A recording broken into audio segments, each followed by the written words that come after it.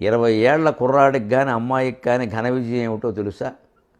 చదువులో ఉంటారు ఎలాగో, దాంతోపాటుగా ఓ 4 స్నేహితులు ఉండాలి. మళ్ళీ చెబుతున్నాను, ఎందుకైనా మంచిది. మొగాళ్ళకి మొగాళ్ళే, ఆడాళ్ళకి ఆడాళ్లే. స్నేహితులు అన్నారు కదా అని గర్ల్ ఫ్రెండ్ బాయ్ ఫ్రెండ్ అనకూడదు.